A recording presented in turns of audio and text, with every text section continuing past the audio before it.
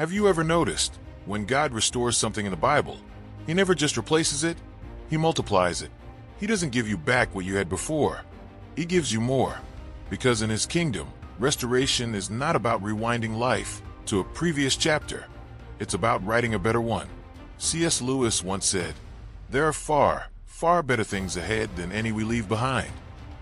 That's the essence of God's restoration. He does not simply patch up your wounds so you can go back to how you were. He transforms your scars into proof of His glory. 1. Understanding God's restoration.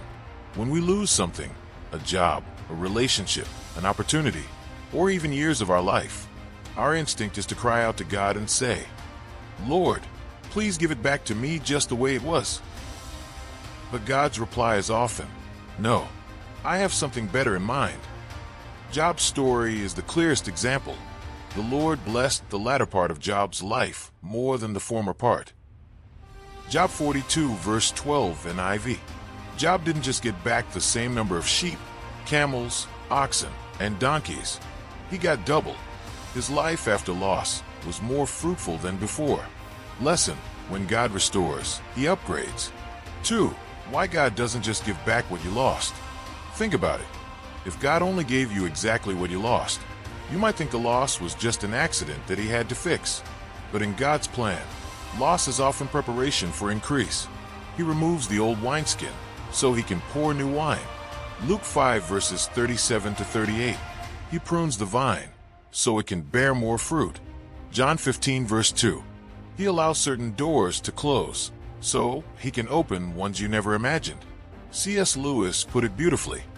You can't go back and change the beginning, but you can start where you are and change the ending. 3. Restoration is about transformation.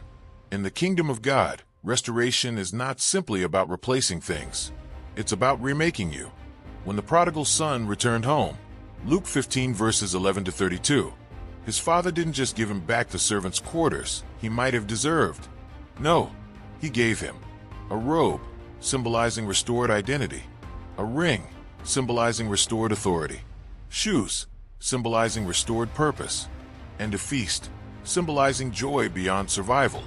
The son didn't return to the life he had before he left. He stepped into something greater. For God's more often looks different than expected. Sometimes God's more is not about more money, more possessions, or more status. His more may be more wisdom from your pain, more peace than you had in your busy season, more influence to help others because of your testimony. The Apostle Paul lost his freedom when he was in prison.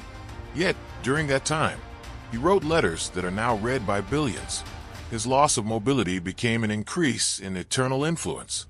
And we know that in all things God works for the good of those who love Him. Romans 8 verse 28. 5. You don't just get restored, you get redeemed.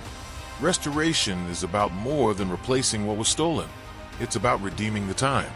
Joel 2 verse 25 says, "I will restore to you the years that the locust has eaten." Notice, God doesn't say, "I will restore the crops," or "I will restore the money." He says, "I will restore the years." That means He can pack blessings into your future so rich that they make up for every year the enemy tried to waste. 6.